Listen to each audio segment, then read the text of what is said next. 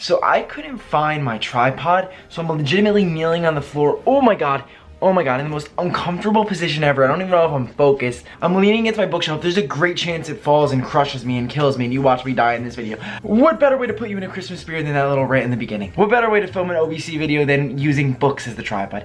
How's it going, everyone? Today, Adam Mangiavani back with another Thursday video. Now today, I'm gonna be talking to you guys about what books I think you should read for Christmas. I'm not gonna lie to you, I'm not the biggest Christmas reader. I don't read a lot of books to get me in the season when it is Christmas time, which is weird because I always talk about how reading specific books during certain seasons always works. For some reason, I haven't read that many Christmas books, and that's probably an issue. Ignore my odd posture and let's get right into the video. I have all the books right here that I'm gonna talk about. And I found all these descriptions online, literally Googling best Christmas books to read. And a lot came up like best adult Christmas books, because obviously there's a lot of kids books that we've all probably read growing up. This year's gotta be different. I wanna indulge in the Christmas spirit and get into reading some Christmas books. Before I start, I want to get into the Christmas spirit, so I'm gonna change into something a little bit more Christmassy. Just kidding, I don't have many Christmas clothes out yet. So I try to arrange for a bunch of different Christmas books, not just your typical love story or your family home for Christmas. They're all a little different.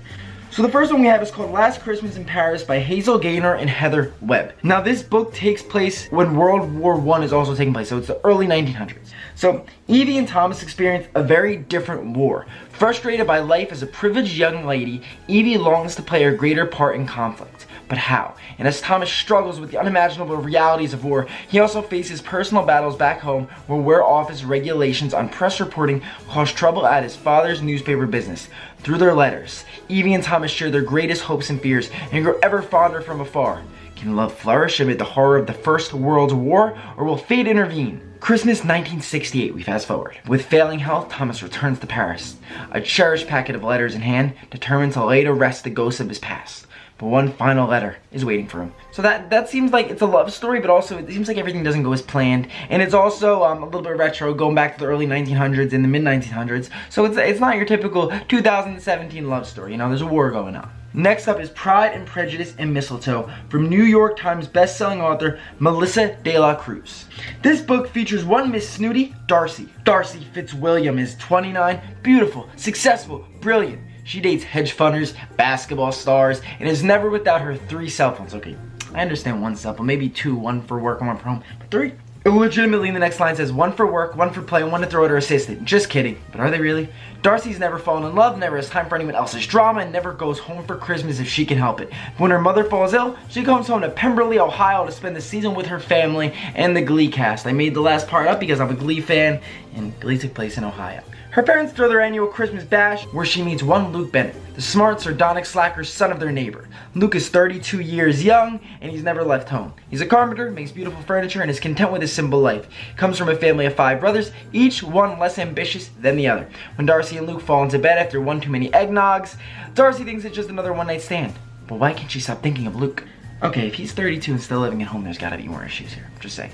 But that also seems like kind of a more modern day Christmas story. I had to include one in there. From author Rise Bowen comes the next Molly Murphy mystery, The Ghost of Christmas Past. Semi-retired private detective Molly Murphy Sullivan is suffering from depression after a miscarriage following her adventure in San Francisco during the earthquake of 1906. She and her husband Daniel are invited to a Christmas party at a mansion on the Hudson, and they gratefully accept, expecting a peaceful and relaxing holiday season.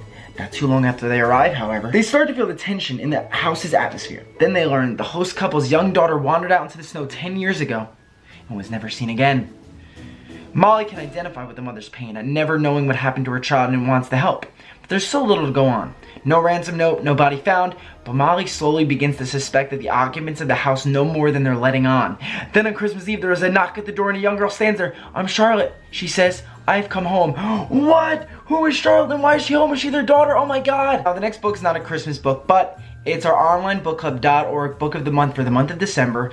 It's Victor Rose's story, End of the Last Great Kingdom. It's been reviewed by numerous users at onlinebookup.org and people have raved about it. So I'm gonna read the description, you know. I know certain people don't like to read Christmas books during the season, so I want to promote this one as well. In Sulfurion the Enlightened, who's with magic are tested at the edge of adulthood to see if they have what it takes to become the mages.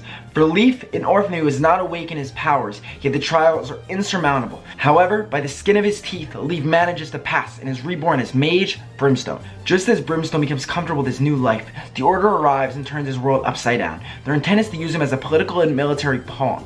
Ooh. Brimstone and friends will need to learn quickly if they ever hope to survive. The Brimstone Chronicles is a dark fantasy series following the life of the Mage Brimstone. The story is fast-paced and filled with unique characters and captivating creatures. Be warned, the series is not for the faint of heart. Death and suffering lie around every corner, and not even the innocent are safe. Merry Christmas to you too. Bam. See, I feel like you need a book like that with a lot of danger and death to make you appreciate that you're alive, and it's the holiday season. So I'll be doing more Christmas videos, more holiday videos, but that's my holiday, Christmas, whatever you want to call it, book haul. Hope you enjoyed that video. Please give it a big thumbs up. Thank you for subscribing and liking. I truly appreciate it. Shout out to last week's Use of the Week. It was you. Thank you so much for all of your support. I really appreciate all of it. If you want to be next week's Use of the Week, tell me one Christmas book that you're going to be reading this season. I'll see you next Thursday.